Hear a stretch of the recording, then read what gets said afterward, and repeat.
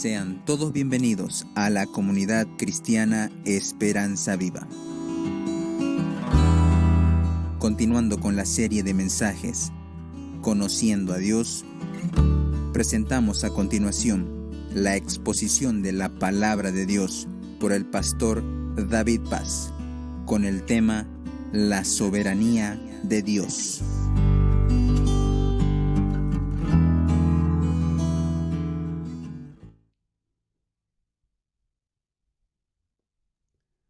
Muy buenos días, queridos amigos y hermanos y hermanas en Cristo. Qué gozo el poder compartir nuevamente en esta mañana, abrir la palabra del Señor para comprender quién es nuestro Dios. En mis años de seminario, en el Seminario Teológico Santa Cruz, tuve la oportunidad de conocer gente muy grande, muy maravillosa en su conocimiento bíblico. Uno de ellos era el profesor Enrique Rocha. Y respecto a Dios, él decía, mi palabra favorita acerca de Dios es gracia. Pero había otro profesor, el doctor Russell Penny, que él decía, mi palabra favorita de Dios es soberanía. Y de esa manera nos estimulaban a investigar y conocer más a Dios acerca de sus atributos y cualidades. Justamente hoy, en esta mañana, vamos a estar hablando de un gran tema y lo vamos a continuar, si Dios lo permite, en otras oportunidades. La soberanía de Dios. Y este tema es grande, profundo y durante los siglos ha despertado mucha inquietud, interés y aún debates, porque presenta algunos puntos que son difíciles de conciliar. La soberanía de Dios y la responsabilidad del hombre. Si Dios en su soberanía ha decidido todo acerca de nuestras vidas, ¿será que tenemos responsabilidad de nuestros actos y será que tenemos libre albedrío? Por otro lado, si el ser humano tiene libre albedrío y puede elegir su destino, ¿hasta qué punto Dios es soberano? Otro ejemplo que quizás sea más práctico. Muchas veces intercedemos y pedimos a Dios, intercedemos por otras personas o por nosotros mismos, que Él cambie el curso de acción de ciertas cosas. Por ejemplo, pedimos por la sanidad de una persona o por un problema que estamos pasando. Ahora viene la pregunta, si Dios en su voluntad va a hacer lo que Él tenga que hacer, ¿tiene sentido interceder por esas cosas?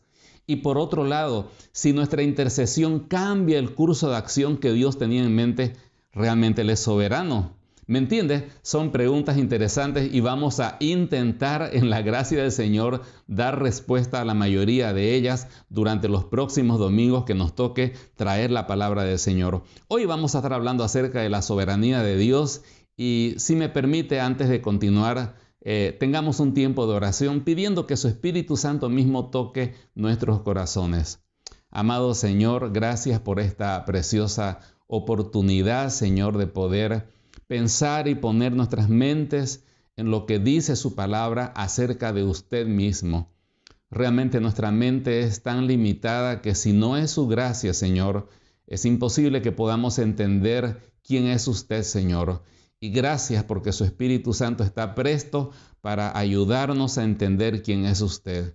En esta mañana, Señor, abra no solamente las mentes, sino nuestros corazones para comprender su palabra y que al comprenderla podamos, Señor, entender cuán grande es usted y esa comprensión nos lleve, Señor, a amarle, a obedecerle, Señor, y a cumplir sus propósitos a través de nuestras vidas. Se lo pedimos en el nombre del Señor Jesús. Amén. Para entender lo que es la soberanía, le animo a entender el sentido sencillo y usual de la palabra soberanía. Por ejemplo, a veces decimos, Bolivia es un país soberano, quiere decir que se autodetermina a sí mismo sin injerencia de otros países alrededor. A veces, cuando hay una reunión de asamblea en algún gremio, en alguna institución, se dice la asamblea es soberana. Quiere decir que ni siquiera el presidente de la institución está por encima de la voluntad de la asamblea. A veces se le llama al conjunto de electores de un país el soberano. Hay un programa que usa mucho o usaba mucho este término. El pueblo es el soberano porque el pueblo define quién va a ser la autoridad. ¿Qué significa soberanía? A propósito del uso de esta palabra, hace 5 años atrás, que más todavía, que Bolivia entabló ante la Corte Interamericana de Justicia un proceso para que se nos sea devuelto el mar. Y en todo eso, en el legajo, el proceso que introdujeron en este juicio, había la frase acceso soberano al mar. ¿Se acuerda de esa frase? Acceso soberano al mar. Pues bien, de parte de la Corte Interamericana de Justicia nos mandaron de vuelta una pregunta de uno de los jueces. ¿Qué se entiende por acceso soberano al mar? Porque esa figura jurídica es desconocida, dice, ¿no? Para nosotros. Y fue interesante que la pregunta fue dirigida a Bolivia y a Chile. Chile contestó, Bolivia no contestó. No contestó qué significaba acceso soberano al mar. Chile dijo que acceso soberano al mar significaba que Chile tendría que ceder parte de su territorio en favor de Bolivia para que Bolivia lo administre y lo use como de su propiedad o siendo de su propiedad sin ninguna injerencia externa. Y ahí se finalizó el asunto. Entonces, a veces usamos la palabra soberana, o soberano o soberanía, pero no siempre entendemos completamente su significado. Hay un diccionario, el diccionario Vox de la lengua española, dice que soberano significa una nación que se gobierna a sí misma o alguien que se gobierna a sí mismo sin estar sometido políticamente a otro. 2. Que tiene el máximo poder o autoridad sobre algo. 3. Persona que es la máxima autoridad de un Estado, especialmente de una monarquía absoluta o tradicional. Y 4. Un uso coloquial que es muy grande o difícil de superar. Tuve una soberana preocupación esta mañana, por decir algo, pero ese no es el sentido que queremos darle. Básicamente, capturando un poco la idea de estas definiciones que nos da el diccionario Vox, soberanía es la capacidad de gobernar o ser la máxima autoridad de una nación, de un país, y ese gobierno no soporta, no tolera ninguna injerencia externa. Decide y decide. Por eso decíamos anteriormente que la soberanía de Dios implica que Dios hace lo que quiere, cuando quiere, como quiere, y no rinde cuentas de eso, pero siempre lo hace encuadrado en sus otros atributos de amor, justicia, sabiduría, etc. Si me permite, hay algunas definiciones de grandes teólogos y de diccionarios teológicos. Por ejemplo, esta. La soberanía es el hecho de que Dios es libre y capaz de hacer todo lo que Él quiere, que reina sobre toda la creación y que su voluntad es la causa final de todas las cosas. Esto a menudo se expresa en el lenguaje de realeza. El doctor Ryrie nos dice que la palabra significa jefe, supremo. Habla primero de una posición, Dios es el ser principal del universo, y luego de poder, Dios es supremo en poder en el universo. También el diccionario teológico Bacon nos dice, este concepto tiene dos significados. Primero, puede comprenderse como el derecho divino a gobernar totalmente, y segundo, puede extenderse para incluir ese ejercicio de ese derecho. Y para Packer, dice, es la soberanía santa, sabia, poderosa, benigna, amorosa y misericordiosa. Entonces, ¿qué es soberano?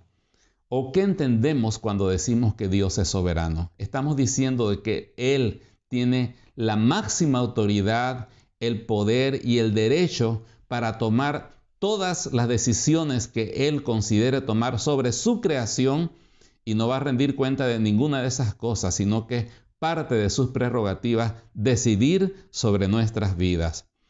Básicamente, para que Dios sea soberano, por lo menos se tienen que cumplir tres cosas, aunque podríamos incluir algunas más. Primero, tendríamos que demostrar que Dios tiene el derecho de ser gobernado. Él tiene que demostrar su derecho. En segundo lugar, tiene que demostrar su poder para gobernar. Él tiene la capacidad y los medios para gobernarnos.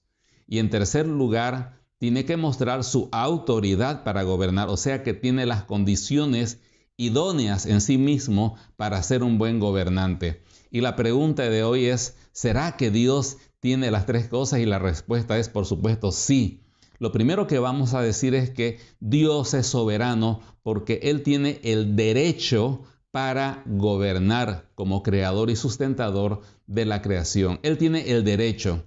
¿Cómo alguien podría obtener el derecho de gobernar a una nación, a un reino, a un pueblo?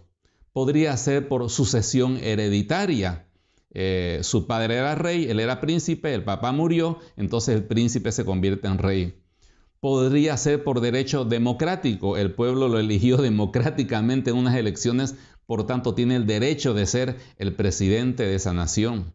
Podría ser por conquista, este personaje conquistó militarmente a otra nación y ahora tiene el derecho por conquista de subyugar y de administrar a las personas de ese pueblo que ha sido conquistado. Ahora la pregunta sería, ¿de qué manera Dios es soberano? ¿Qué es lo que le da ese derecho? Y la respuesta está en la Biblia, en el primer capítulo y en el primer versículo de Génesis. El primer versículo que usted encuentra en la Biblia es Génesis 1:1. En el principio creó Dios los cielos y la tierra. Dios tiene el derecho a gobernar a su creación porque Él la creó de la nada. Y en el último libro de la Biblia, el libro de Apocalipsis, capítulo 4, versículo 11, dice, Señor, digno eres de recibir la gloria, la honra y el poder. Note estas palabras, está diciendo, usted, Señor, tiene todo el derecho, la dignidad de tener la gloria y el poder, porque tú creaste todas las cosas y por tu voluntad existen y fueron creadas. En el primer y último libro de la Biblia vemos el derecho de Dios a ser el soberano. ¿Por qué?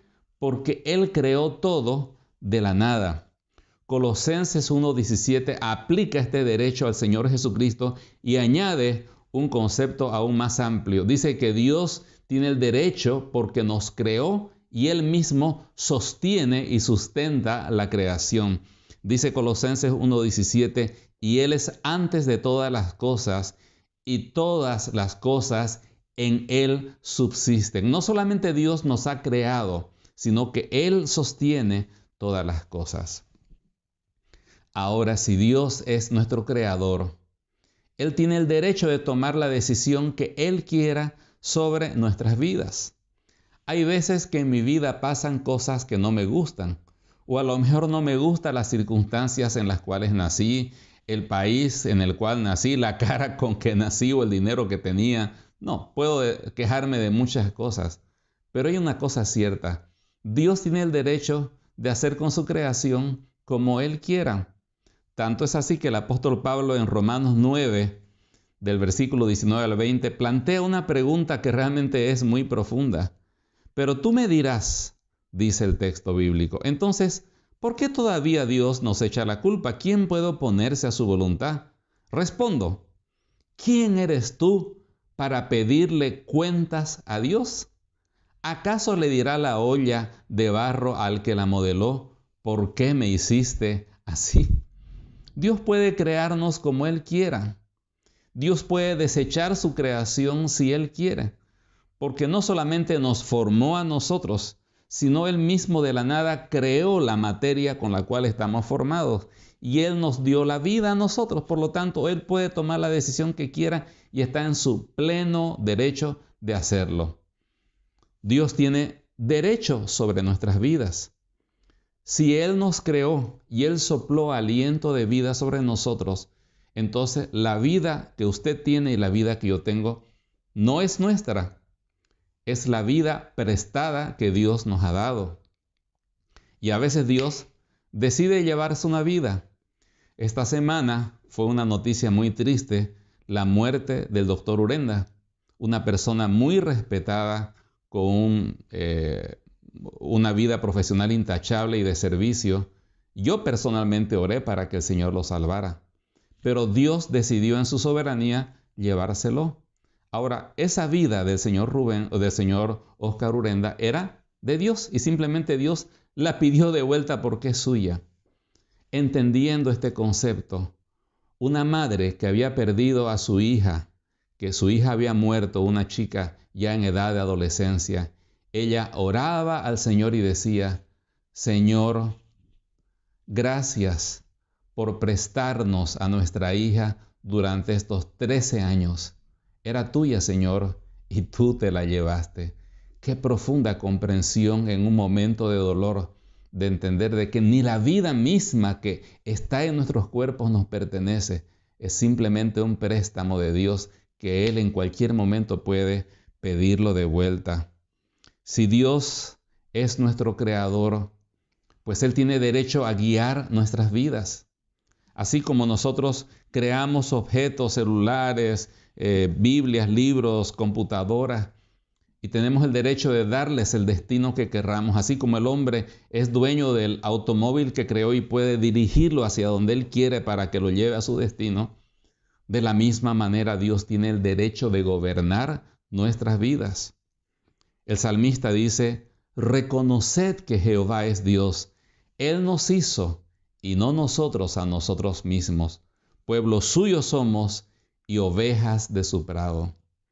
Salmo 100, versículo 3. No solamente eso. Si Dios nos creó, Él tiene todo el derecho del mundo de ser reconocido y adorado por su creación. En el libro de Apocalipsis 5:13 se describe una adoración impresionante. Solo hay dos grupos: la creación o las criaturas y la deidad, Dios, representado por el Padre y el Hijo. Y dice: y a todo lo creado que está en el cielo y sobre la tierra y debajo de la tierra y en el mar, y a todas las cosas que en ellos hay, oí decir: al que está sentado en el trono y al Cordero sea la alabanza, la honra, la gloria y el poder por los siglos de los siglos. Si Dios nos creó, Él es digno de recibir también nuestra gratitud. En Romanos capítulo 1, el apóstol Pablo señala este hecho que es muy importante resaltar. El hombre conoció la grandeza de Dios a través de la creación. ¿Y qué fue lo que hizo? ¿Le agradeció a Dios? No. Dice: porque desde la creación del mundo, las cualidades invisibles de Dios, es decir, su eterno poder y su naturaleza divina, se perciben claramente a través de lo que Él creó, de modo que nadie tiene excusa. A pesar de haber conocido a Dios, ¿y cómo hemos conocido a Dios? No lo glorificaron como a Dios ni le dieron gracias, sino que se extraviaron en sus inútiles razonamientos y se les oscureció su insensato corazón. Romanos 1 del 20 al 21. La idea que está dando el apóstol Pablo es que el hombre, al tomar conciencia de la creación maravillosa que le rodea y ver las flores, los pájaros, la inmensidad del universo, lo majestuoso de un paisaje, de una catarata, de una visión del mar, de ver la complejidad del cuerpo humano, la maravilla de cómo va creciendo en el vientre de la madre un bebé y se forma un ser humano completo, debió reaccionar de la siguiente forma diciendo: oye, esto es extremadamente maravilloso. Hay alguien que realmente ha hecho bien su trabajo y no lo conozco, pero seguro que está allá arriba escuchándome y decir: hola, oye, bien, buen trabajo, gracias. ¿Pero fue eso lo que hizo la creación? No. En el pasado se pusieron a adorar al tronco, a la leña, al agua y al sol. Y en la actualidad se envanecieron en sus razonamientos y dijeron: no, todo es producto de la casualidad, todo nació espontáneamente, la madre naturaleza, y no le dieron gracias a Dios. Pero Él es digno de ser agradecido. Y finalmente, si Dios nos creó, Él tiene el derecho de juzgarnos. Dice Apocalipsis 14:7, temed a Dios y dadle gloria, porque la hora de su juicio ha llegado. Y adorad a aquel que hizo el cielo y la tierra, el mar y las fuentes de las aguas. Un día Dios dará punto final a todo y llamará a rendir cuentas a toda su creación. Y cada una de sus criaturas tendrá que rendir cuentas su mayordomía, cómo utilizó su vida.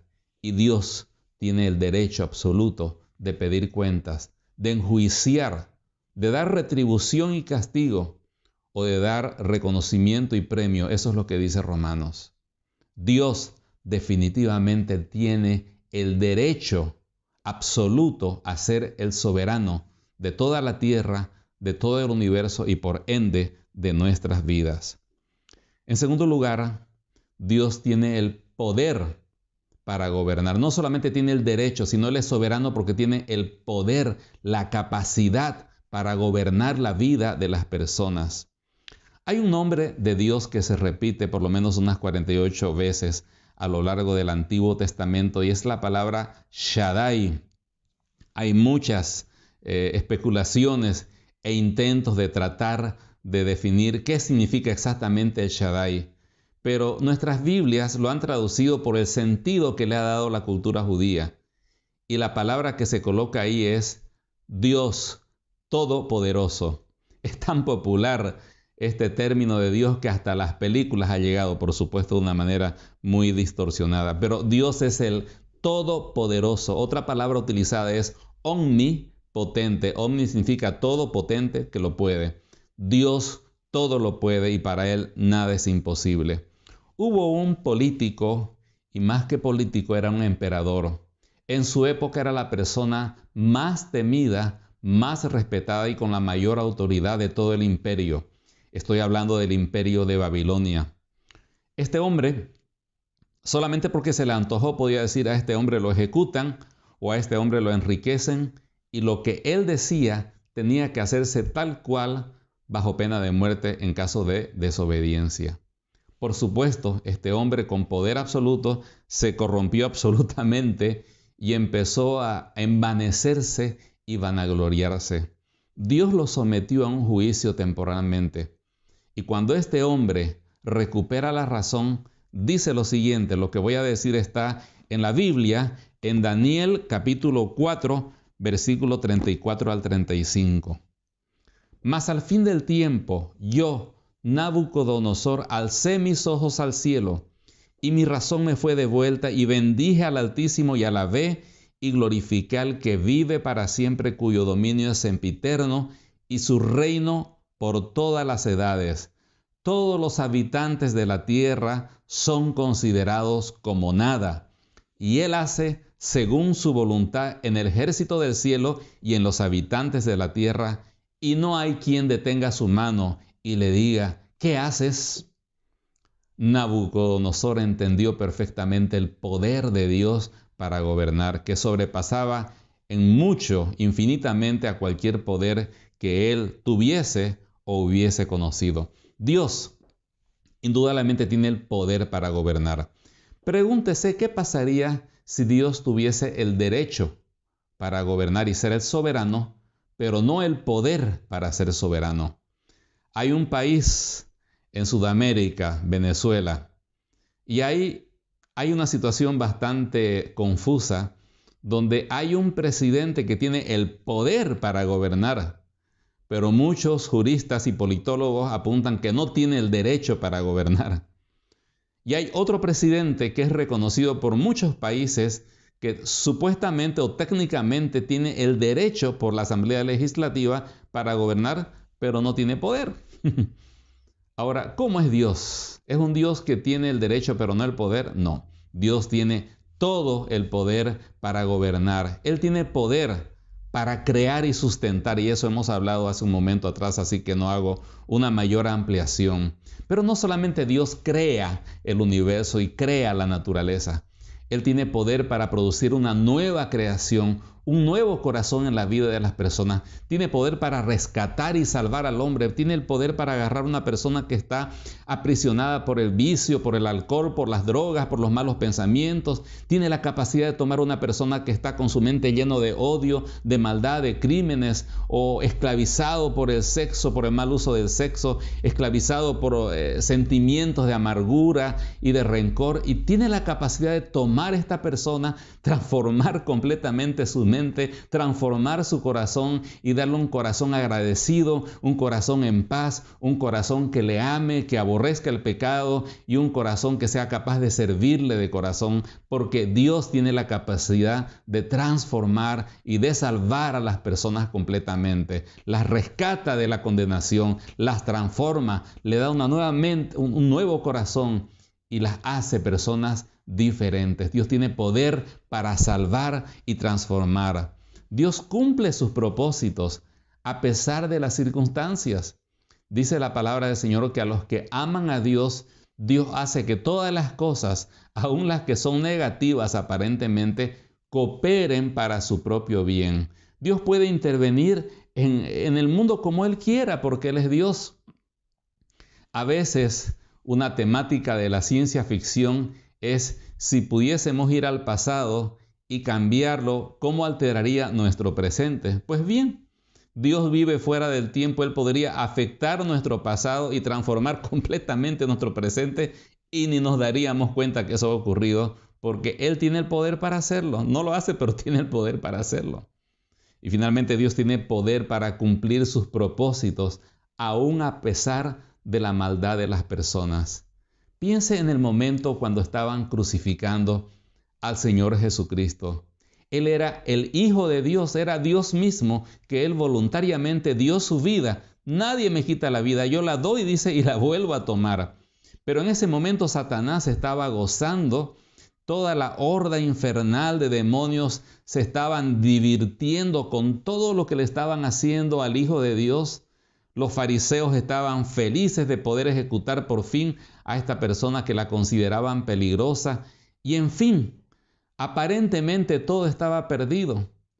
Pero a través de estas decisiones, de estos espíritus malos y estas personas malas, Dios estaba cumpliendo sus propósitos eternos. Y cuando Cristo resucitó de entre los muertos, a pesar de que ellos habían actuado para mal, todo fue utilizado para bien, para la gloria de Dios, para su salvación y para mi salvación. En Hechos 4, los apóstoles y los discípulos de Cristo, cuando son perseguidos por el Sanedrín, dice: Señor, toda esta gente se juntó para atacar a tu ungido, pero todo eso ya estaba predeterminado y estaba escrito en tu palabra. Tú lo decidiste, Señor. Tú tenías un propósito. Dios tiene la capacidad de intervenir aún en la voluntad mala de las personas, y estas personas malas van en su libre voluntad cumpliendo los propósitos de Dios.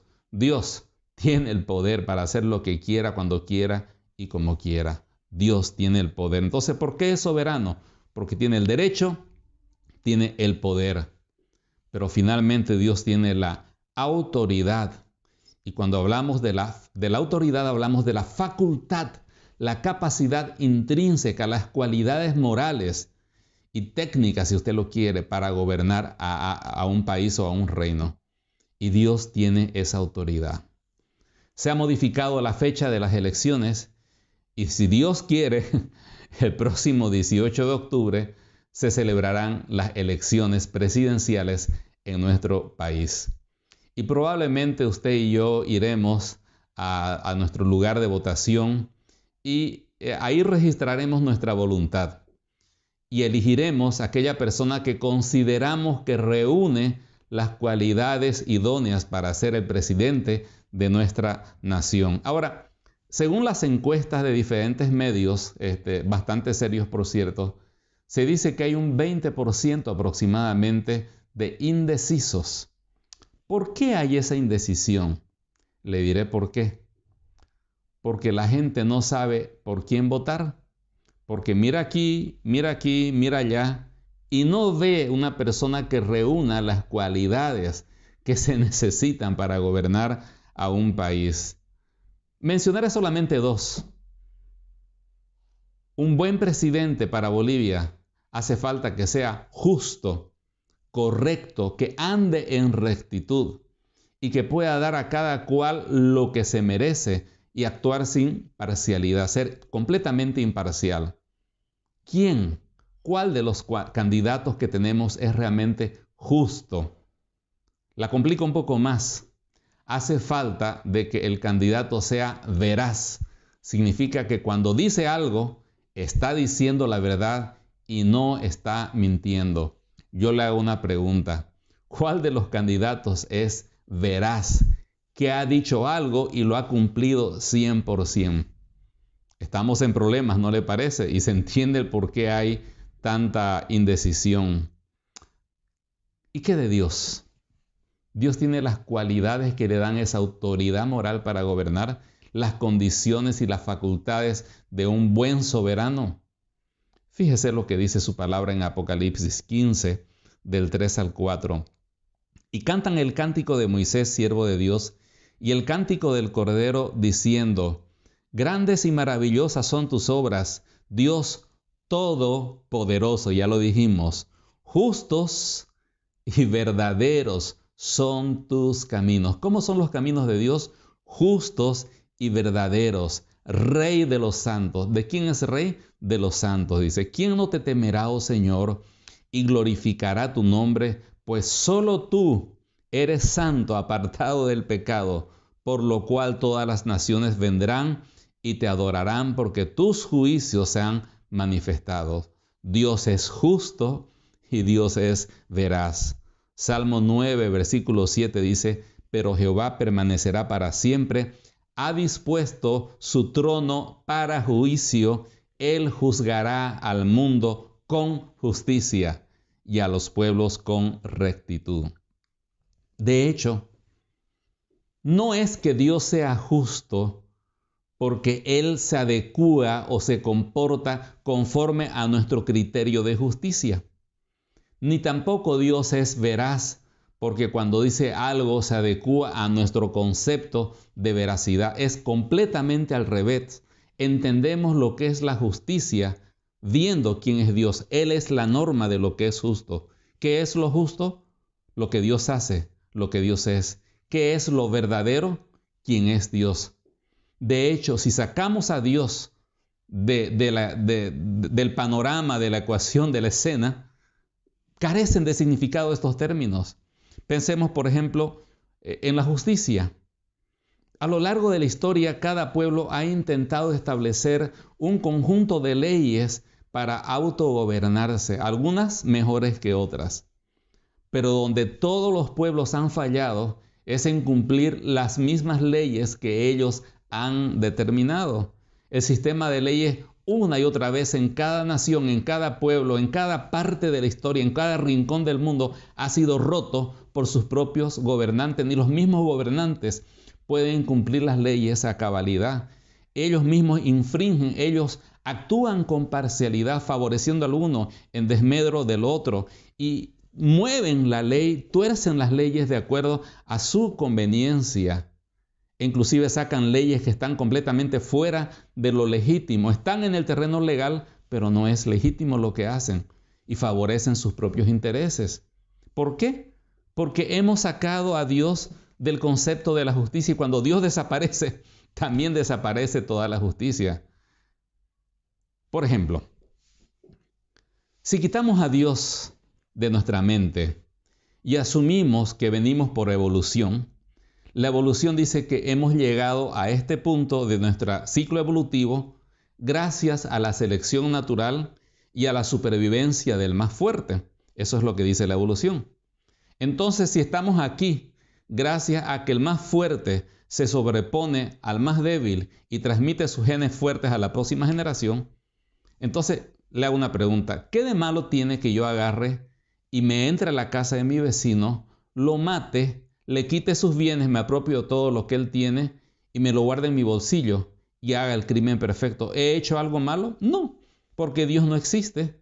No existe el concepto de lo bueno y de lo malo. Más bien he sido coherente con mi proceso evolutivo. Yo he sobrevivido sobre el débil y mis genes se pasarán a las futuras generaciones. No he hecho absolutamente nada malo. ¿Entiende lo que le digo? Sacamos a Dios del esquema y se acaba el concepto de justicia. Dios es quien establece los principios básicos de justicia.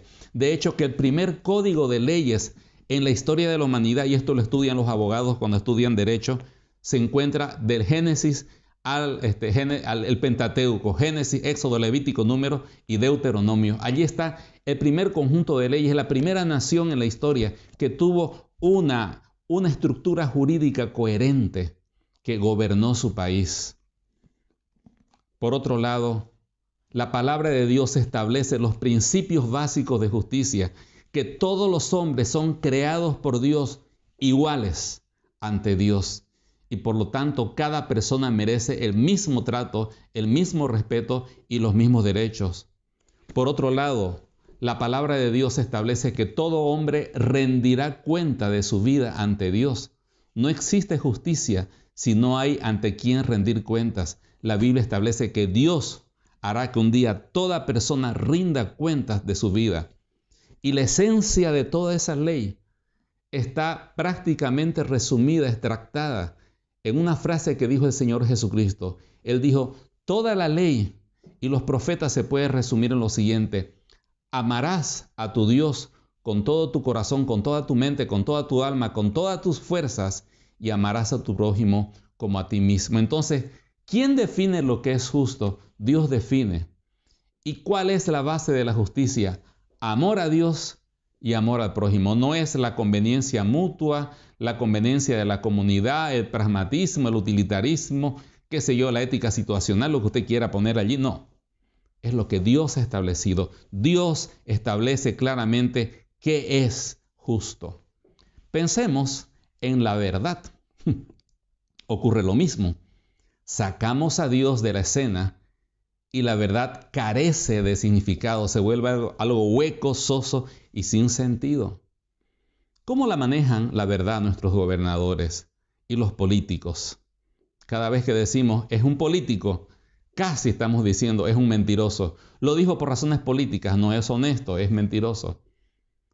Salvo honrosas excepciones, que hay que reconocerlas, la mayoría de los políticos aprenden a mentir. Y saben mentir muy bien como una profesión, porque es clave para sus intereses políticos el saber mentir a la opinión pública. Salvo honrosas excepciones, esa es la realidad. Lo mismo el mundo en el cual vivimos. Decimos que estamos en la posmodernidad, que también se le ha llamado la posverdad, porque se dice que en este tiempo no se cree, ya nadie cree en la verdad. La frase favorita es: en este mundo nada es mentira, nada es verdad, todo depende del vidrio con que se miran las cosas. Entonces se habla de tu verdad y de mi verdad. Pero óigame, si estamos hablando de tu verdad, de mi verdad y de la verdad de él, ya no estamos hablando de la verdad. Estamos hablando de un punto de vista. ¿Y para qué hablar acerca de la verdad cuando se trata de establecer el derecho jurídico? ¿Acaso en los estrados judiciales se busca la verdad?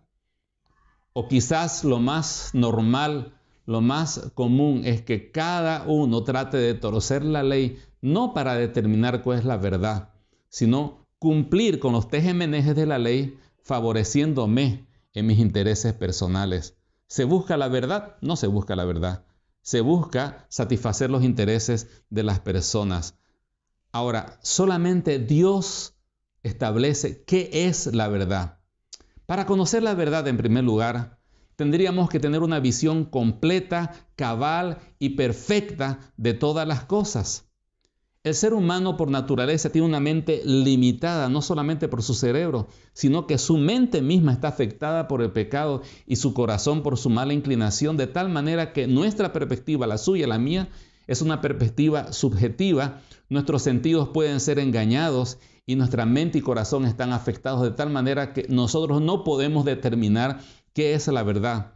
Solamente aquel que tenga una visión completa, objetiva y cabal de todas las cosas podría declarar la que es la verdad. ¿Y quién es esa persona? Dios, que nos creó. Él tiene una percepción completa, cabal y justa y muy objetiva de lo que es correcto y de lo que es verdadero. Por tanto, lo que Dios declara es verdad. Y si algo va en contra de lo que Dios declara, es completamente falso. Dios dice la verdad, no solamente porque Él conoce la verdad, sino porque intrínsecamente Él, una de sus cualidades es ser verdad. Tanto así que el Señor lo manifestó claramente en Juan 14:6, dice: yo soy el camino, yo soy la verdad, y yo soy la vida. ¿Me entiende? Entonces, entendemos qué es la verdad y la justicia, porque Dios nos permite entender qué es la verdad y la justicia. En conclusión, hemos visto en esta mañana de que Dios es soberano, y eso significa que Él tiene el poder, la autoridad y la prerrogativa para tomar decisiones y gobernar sobre su creación. Y hemos visto que Él es soberano porque Él tiene el derecho de hacerlo. Él tiene el poder, pero también Él tiene la autoridad para gobernar. Le hago una pregunta. ¿Usted cree que Dios es soberano? ¿Usted cree que Dios tiene el derecho, el poder y la autoridad para gobernar su creación? ¿Y que Él es el soberano sobre el universo, sobre la tierra, sobre los animales, sobre los seres humanos y sobre todas las cosas creadas? Si su respuesta es sí, le hago otra pregunta incómoda. ¿Usted reconoce a Dios como su soberano? ¿Es Dios soberano en su vida? ¿Él es el Señor y el gobernador de su vida? ¿Y usted acepta la voluntad que Dios ha trazado en su palabra para usted y la acepta sin ningún tipo de reparos, ni de reproches, ni de reclamos? Y que cuando Dios decide tomar un curso en su vida, usted lo acepta en su soberanía. ¿Se ha dado cuenta que es fácil hacer a Dios soberano de la creación, de los animales, del mundo? Pero qué difícil es hacerle soberano de mi corazón. Pero le hago una pregunta. ¿Quién tiene el derecho de gobernar su vida, mi querido hermano o amigo que está escuchando esta prédica? ¿Quién lo creó a usted? ¿Y quién sostiene su vida y que en cualquier momento podría pedirla de vuelta? ¿No es acaso Dios? ¿Quién tiene el poder para gobernar su vida? ¿Usted mismo, usted misma? ¿Tiene las capacidades? ¿Puede retener su aliento de vida a su propio corazón, a sus propios pulmones? Y si no, ¿no es acaso Dios quien tiene todo el poder para gobernar su vida aquí en esta vida física y en la eternidad? Y finalmente, ¿quién tiene la autoridad para gobernar sobre su vida? ¿No es acaso Dios el que le conoce perfectamente, le ama tal como es perfecto, justo y santo? Y a pesar de nuestro pecado, Dios le amó y entregó a su Hijo Jesucristo para salvarle de sus pecados. Le ama tanto que se hizo hombre para tomar su lugar y redimirle y darle una nueva vida.